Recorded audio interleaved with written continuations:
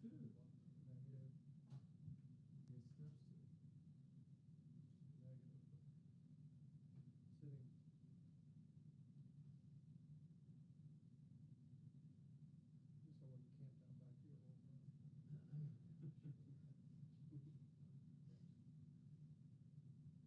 Still got your I blanket. never figured you for a whiner. Still got your blanket and sleeping bag over here. Yeah, of course. You know me. I never look at it.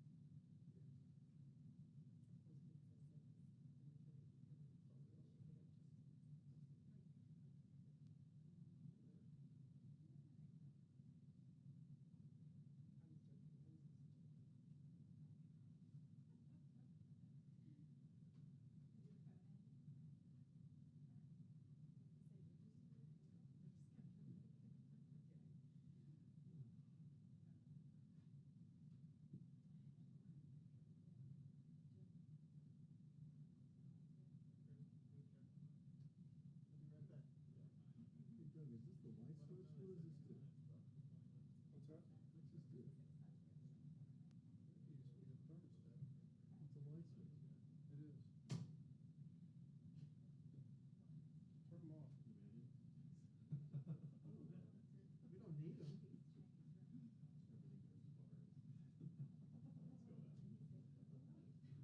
We went at 5 o'clock.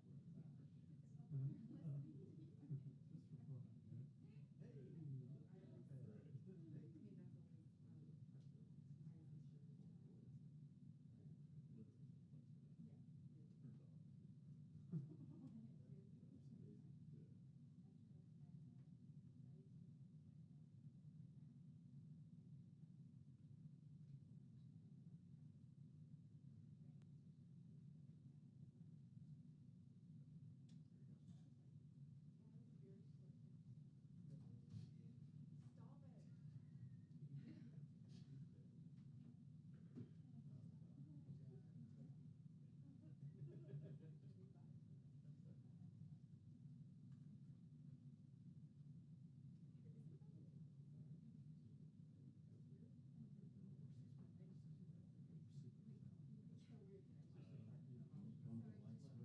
Hey, you look at all these rolls of film, but you just throw on reels and then you got an industry that you're like, turn that off.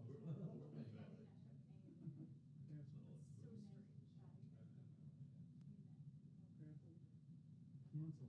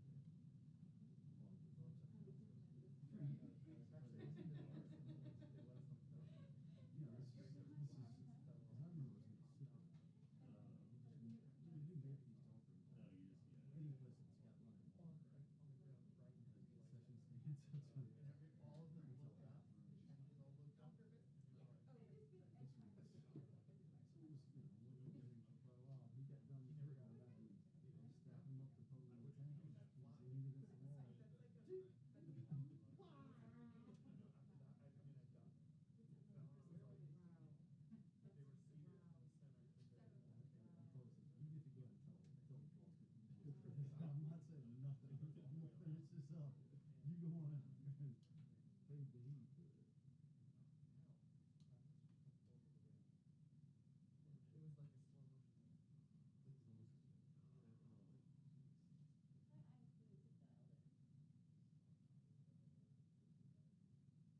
Well, we've got another hour to fix it. At least. Okay, cool. Thanks. Figure I should be ready just in case it's on first.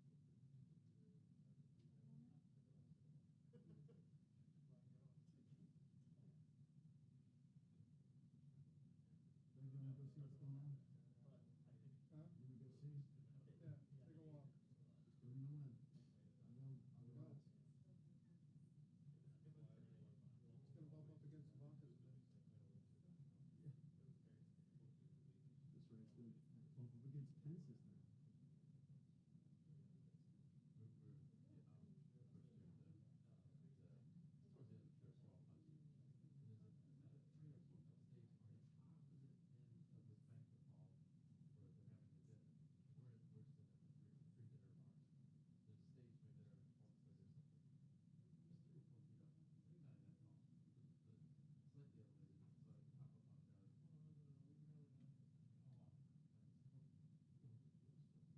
banquet hall where they're having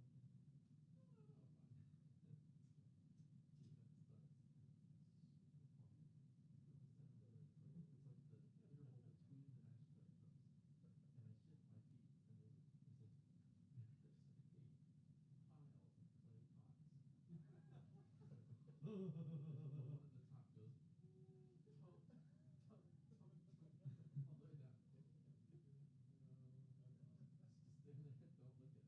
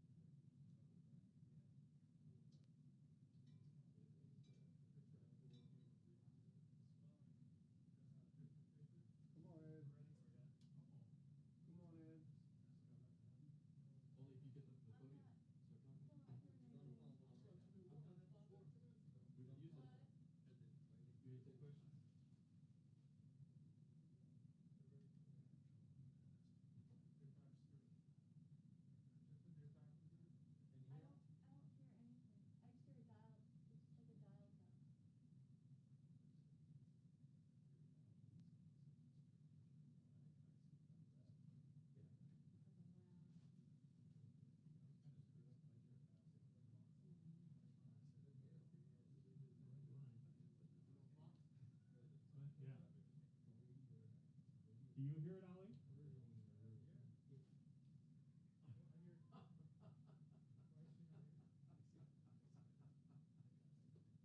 Check the patch downstairs in the pool. Come on, Ed. That's not our cable, that's what? Not? Oh, it could have been so much worse. No, it's ours. You put it in there. It's ours. Remember my first day? Oh, that's her. It's ours. Well,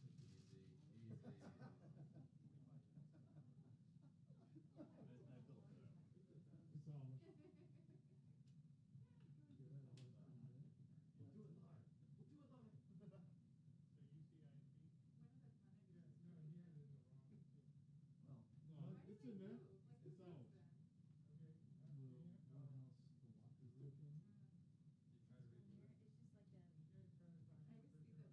the one house, the lock is different. Let me pump the gear for you. And they actually, and they turn them around, so they fake, since you don't know they're there. You don't even know they're there. You turn them, and then that whole thing rotates.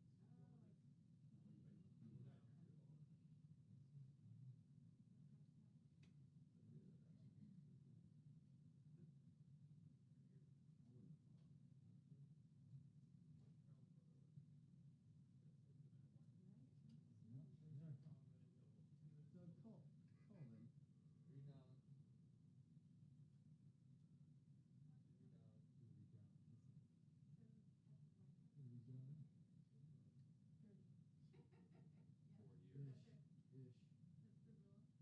Ed usually got lunch for the lunch line, right? That's just food order. Count it down. Got it?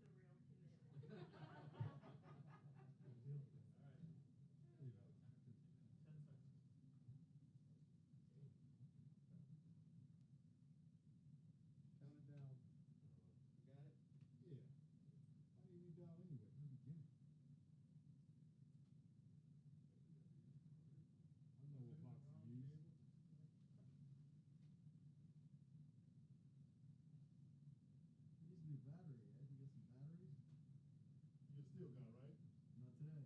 use. Needs a new battery, Ed.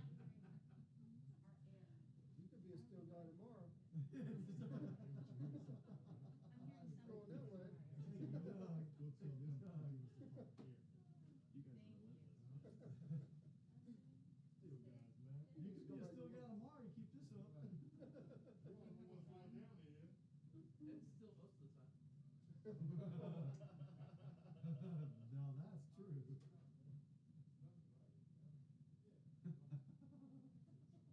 We'll get you a professional crew tomorrow.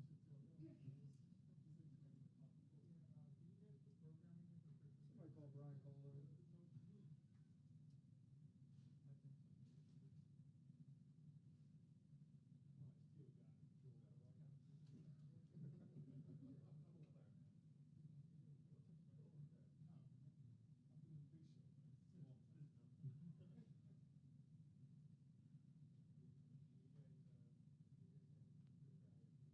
Hey, back to the minors for you.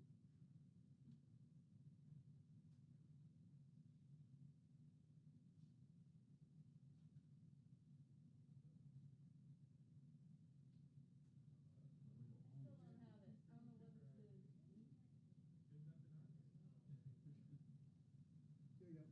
Here we go. Value.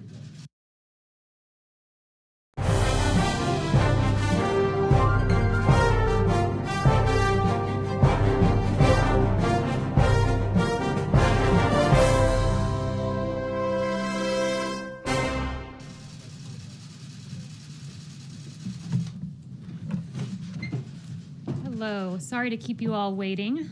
Before I begin, it is day 42 of the botched New York City primary, where still there is no election results in one congressional race.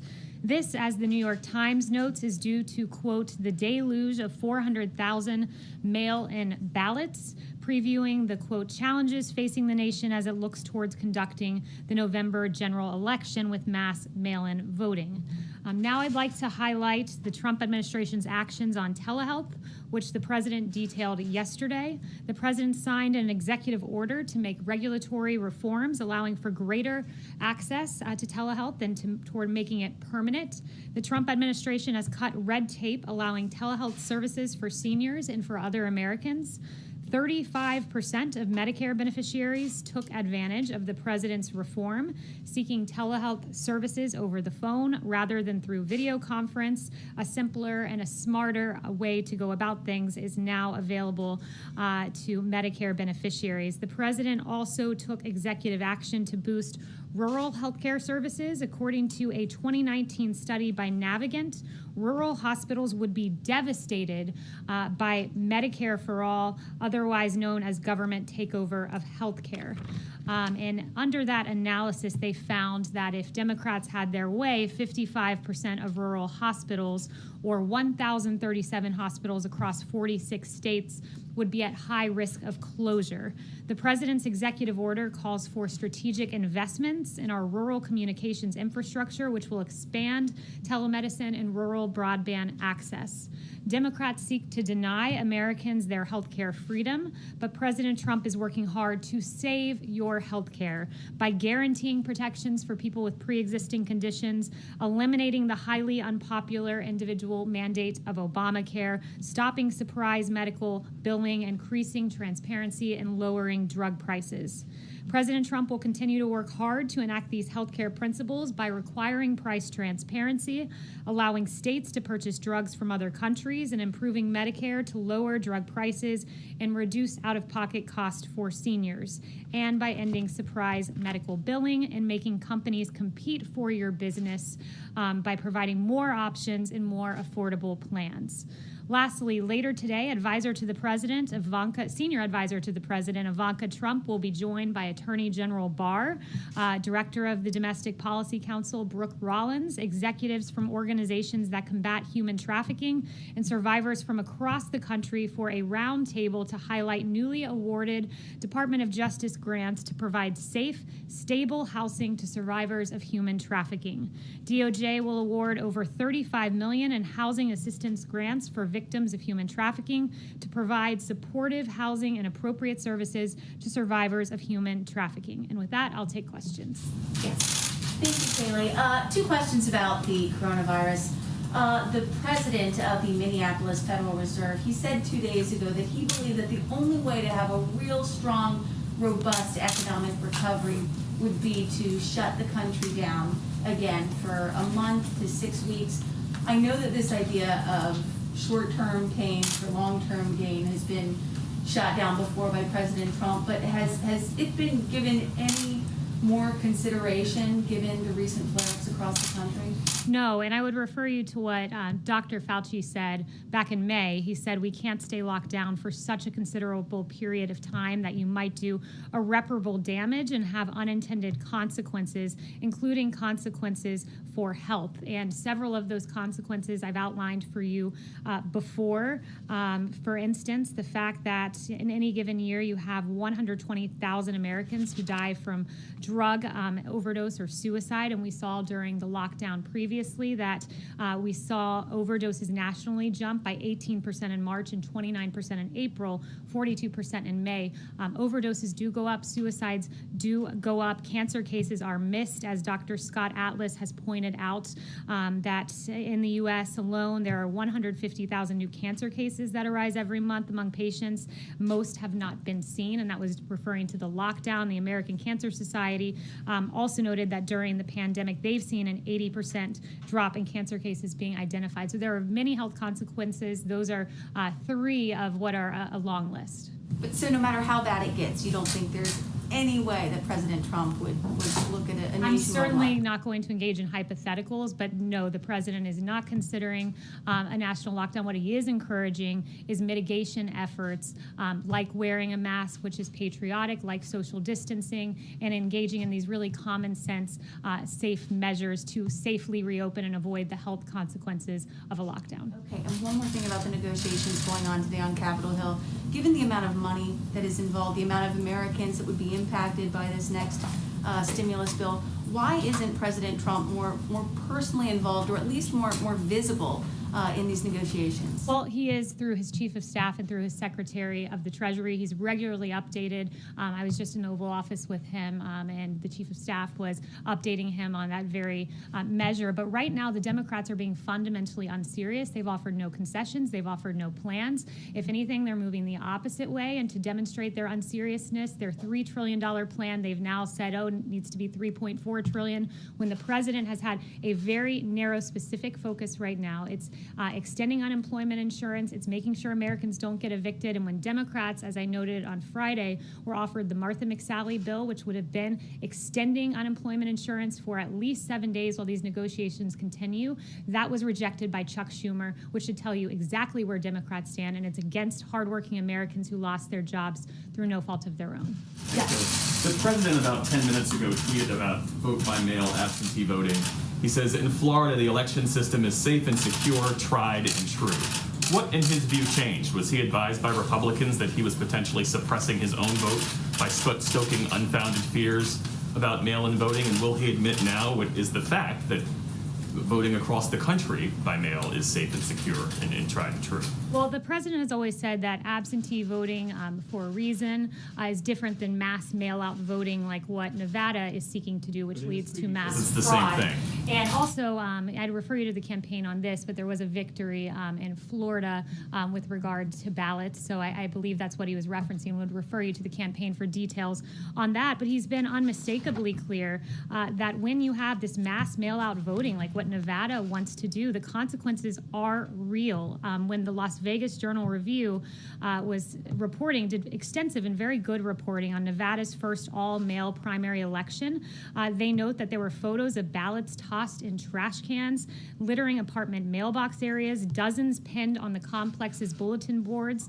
in various apartment complexes, and you have a postal worker who said that when she went to go deliver some of these ballots, in several cases people had moved or died. She kept 65 ballots on her first delivery, 100 on her second. It is with fraud and with delay, and that is what the president stands firmly against. He wants a free and fair election. Extensive research shows that there is fraud in vote-by-mail systems is extraordinarily rare. The president votes by mail, you vote by mail, and a dozen other top Trump administration officials vote by mail. So with regard to the absentee system, that's right, and there is ample evidence of fraud. I would point to you the best example of this, and very recent, was May 12th, New Jersey's special election in Paterson, New Jersey, where 1 in 5 mail-in ballots were found to be fraudulent in the election. New Jersey officials were charged in that case, and resident Ramona Javier said this is corruption, this is fraud. There are 8 relatives and immediate neighbors she knows of listed as having voted, but who insist they never even received a ballot. There are ample examples of fraud, and we can get those to you more than just Paterson, New Jersey. Another question on a different issue. What can the administration tell us about the deadly explosion in Beirut? What led to it? So that was breaking as I came out. We're tracking it closely, and just rest assured that we're taking a very good look at that. Yes. Kayleigh, thank you. The environmental bill the president signed this morning, it was passed overwhelmingly by both houses of Congress. Both Republicans and Democrats signed on to that legislation. Can you explain why there were no Democrats at the ceremony or even mentioned in the president's remarks?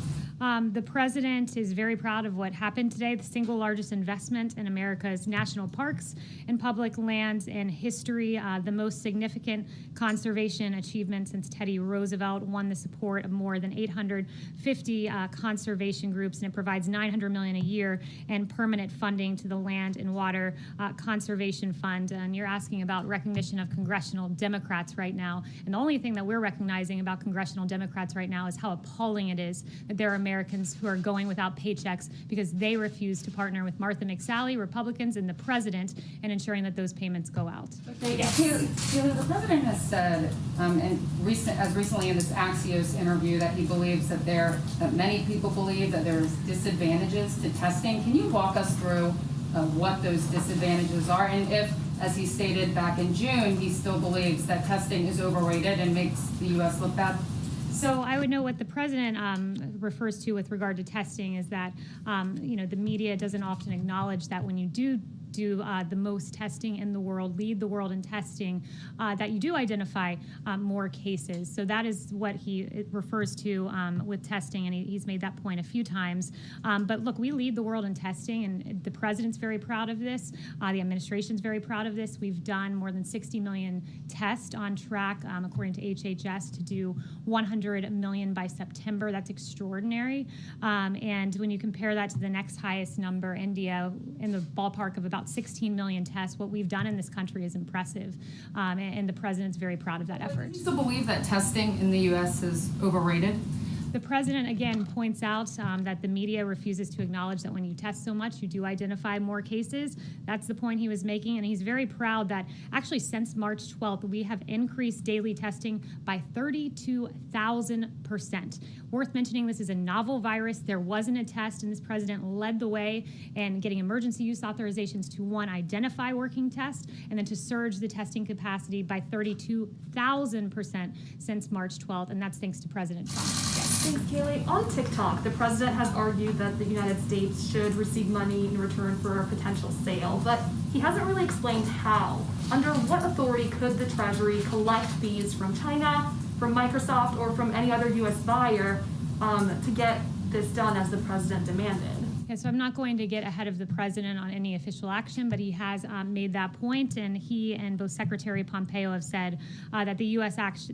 will take action in the coming days on Chinese apps, including TikTok, due to the national security risk. And we all agree that there needs to be a change, especially with TikTok collecting significant amounts of private data on users. It's unacceptable, but I won't get ahead of the president on what those actions look like. Yes.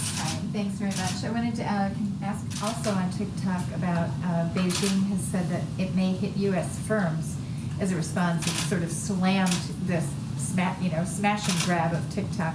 What do you say to that in regard to China? And secondly, China has not complied with its commitments under the U.S.-China Phase 1 trade deal. We're reporting today that they've only completed 5%, for instance, of the energy purchases in this first half of the year. Can you just sort of say?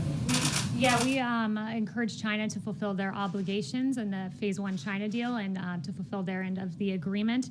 But the president remains keenly focused on TikTok and protecting the private data of millions of people in this country.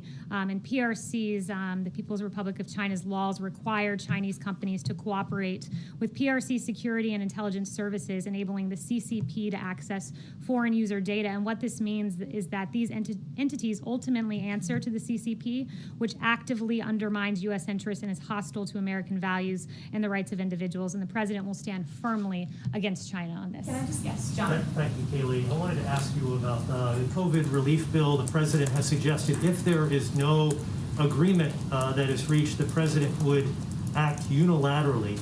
As you know, the power of the purse resides with Congress. So what would the president do unilaterally? Explain what he could do unilaterally as it relates to providing relief to American families and American businesses. Yeah, again, I won't get ahead of the president on determining what that action would look like or would be. I will leave that to him to determine. But what I would say is this, is, right now we have Secretary Mnuchin and Chief of Staff Mark Meadows once again asking Nancy Pelosi and Chuck Schumer to come to the table. The ball is in their court here.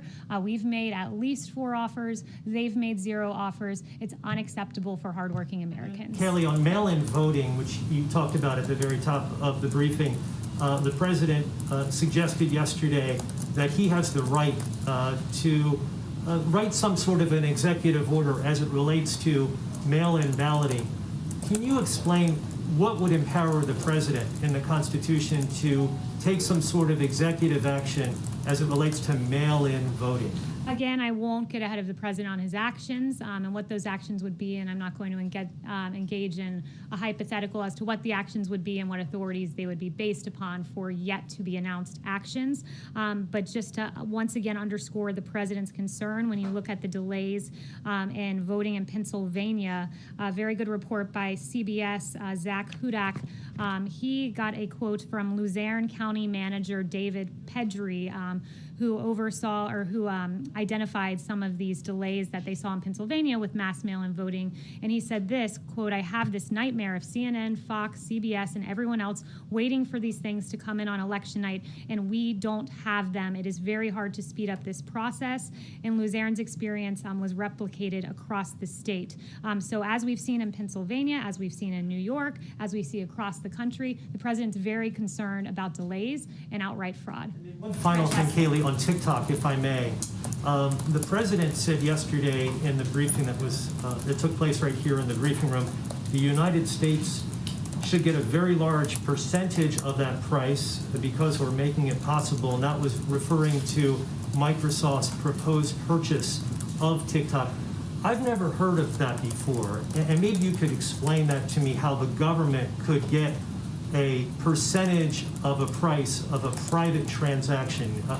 Again, Can you I'm explain not how? going to get ahead of the president again on this action. Yes, Francesca. Kayleigh, I want to ask you something about the executive orders, but I do want to follow up on Kristen's question and just get a better understanding of what the president is doing personally to make sure that those extra unemployment benefits are reinstated. Is he calling senators on Capitol Hill? Does he have any plans to meet with Nancy Pelosi or Chuck Schumer personally? And is the White House concerned that all parties will be blamed if there is no deal and voters will just stay home in November? No one has worked harder to ensure that those payments get to Americans than this administration.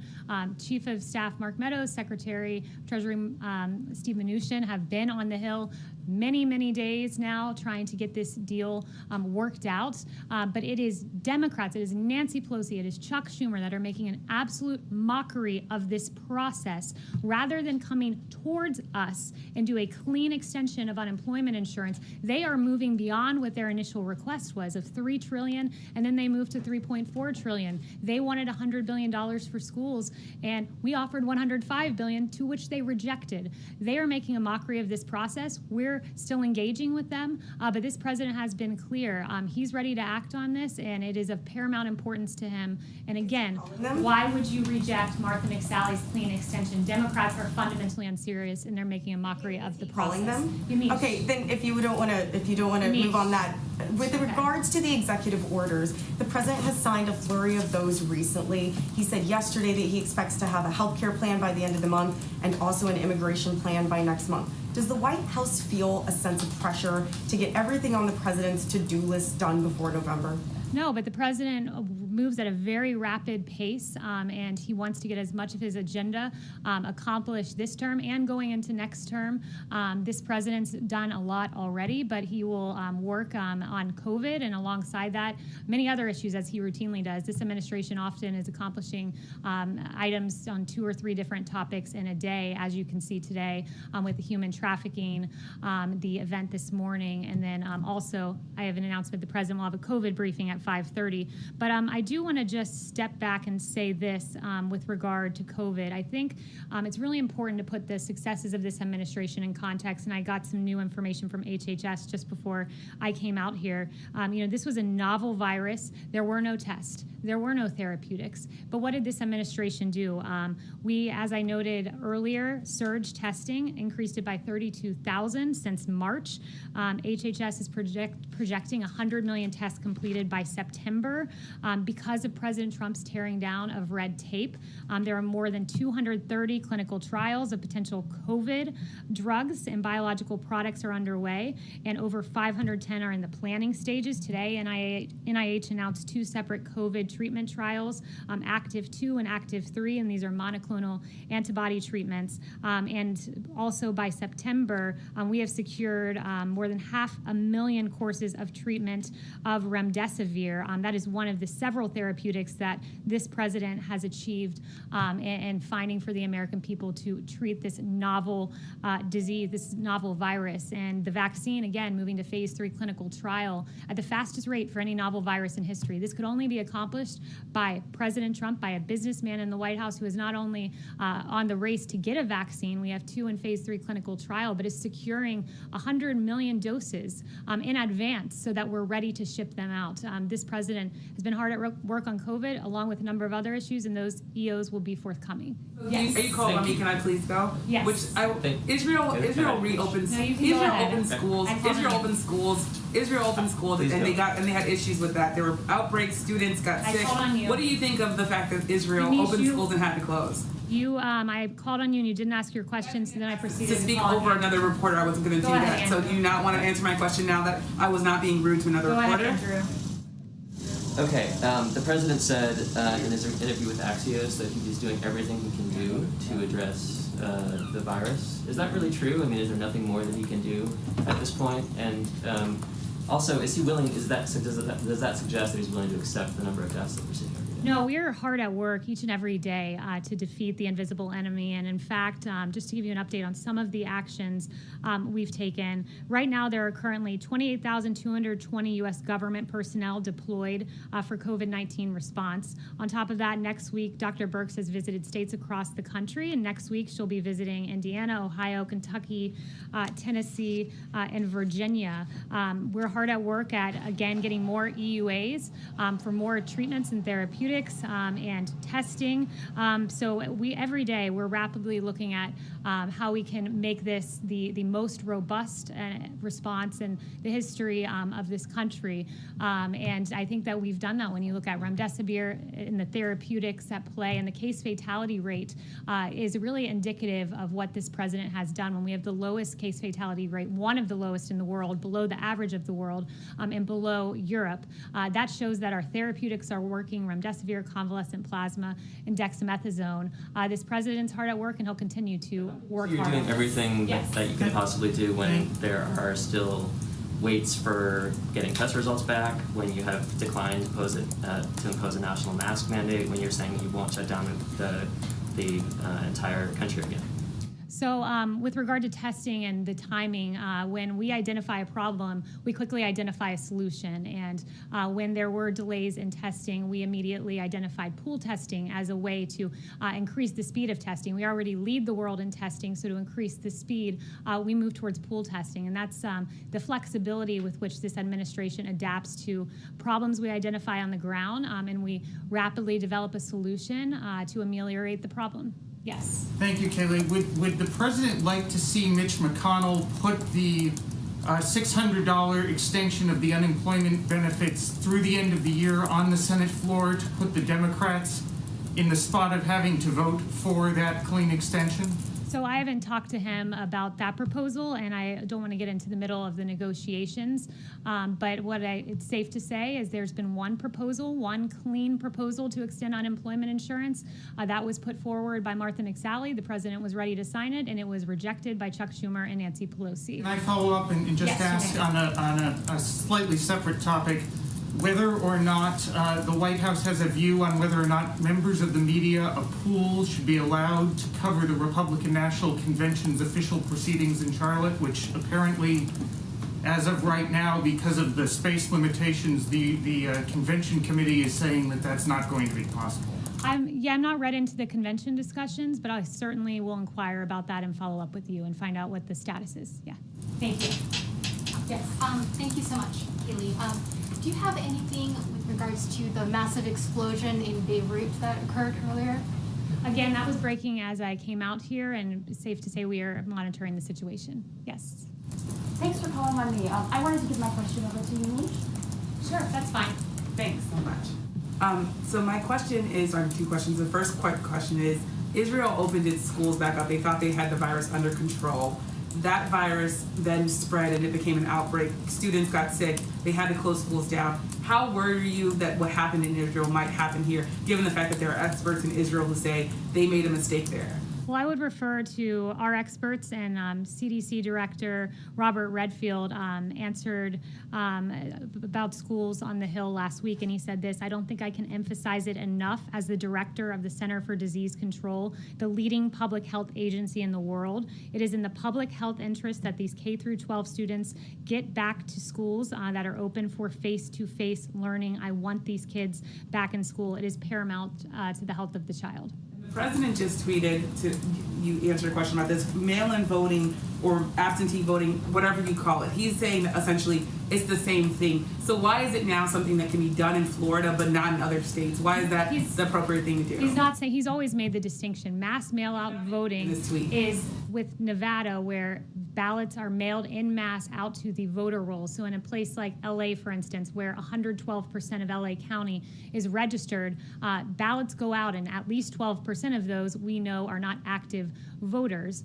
So that is the distinction from absentee voting, which is where you proactively request an absentee ballot. There's a difference there, and the president repeatedly makes the difference. And he is also noting, as I told Jeff, you can follow up with the campaign on this, but there was a victory in the courts in Florida, and that's what he was referencing in the tweet. Yes. Thanks, Kayleigh. You mentioned extending the eviction moratorium and unemployment insurance. On Saturday, Trump tweeted payroll tax cuts plus dollars. Is a payroll tax cut still on the table?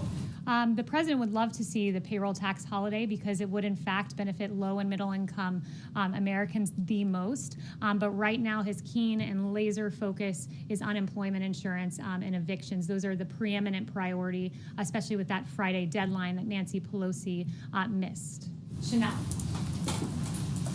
Thank you, Kayleigh. This administration has identified human trafficking as a crisis and has worked to combat it. The National Center on Sexual Exploitation has identified TikTok, an online platform that enables sexual exploitation of young people, especially in America. Would this administration ever consider, if TikTok became a U.S. asset, would this administration ever consider rules or imposing rules that would help mitigate this risk against young people on the platform TikTok? Yeah, I haven't spoken to the president about that specific fact scenario, but absolutely it is a priority for this administration to combat human trafficking and the exploitation of children. So we would certainly take a close look at that. But I have not talked to him about that specific fact pattern. I would like to end just by highlighting a troubling trend that I think we've seen play out across the country, and I believe we have a few graphics to illustrate this. It pertains to the defund the police movement. And when you look at across the country, the ties of defunding the police with increases in violence, it's a cause for concern. As we saw in the beginning of this administration, violent crime was starting to come down, and then bring in the defund the police movement. In Los Angeles, you had LA Mayor Eric Garcetti proposing a cut of $150 million from the LAPD. LA Mayor Garcetti said this: it starts someplace and we have to say we are going to be who we want to be, or we're going to continue being the killers that we are, was his quote in support of the defund movement. And as a result, we saw a 14% rise in homicides this year over last year. In Minneapolis, the defund the police movement was afoot as well, with a unanimous vote in Minneapolis City and their council to dismantle the police. And you had Minneapolis City Council member Jeremiah Ellison saying this is one action of many that we need to take on the road to a more equitable and just system that keeps people safe. In fact, it did not keep people safe. We've seen a 94% increase in homicides compared to last year in Minneapolis. And then finally in New York City, defund the police. You had the New York City Council voting to cut police budget by $1 billion. You had Congresswoman Alexandria Ocasio-Cortez saying defund the police means defunding the police. It does not mean budget tricks or funny math, so it wasn't enough for AOC. But you did have New York City Mayor Bill de Blasio saying we think it's the right thing to do. It was absolutely not the right thing to do, as we've seen a 177% increase in shootings from July 2019 in New York. When you defund the police, there are consequences, and that's where the Democrats of today stand. And unfortunately, we've seen a corresponding rise in violence in these Democrat cities, and it's not acceptable. Thank you very much, and you'll see the president at 5:30. Kayleigh, can I ask you a question about Kodak and the SEC? 您好，我叫 Cindy， 我是印尼人口普查员。我的工作是探访并协助尚未完成普查的家庭。我会佩戴口罩，以确保每个人的安全。普查数据有助于分配每年数千亿的公共资金。抓住这次机会，你可选择上网、邮寄、致电，或由普查员协助完成问卷。你我未来由此展开，请上2020census.gov/languages 完成普查。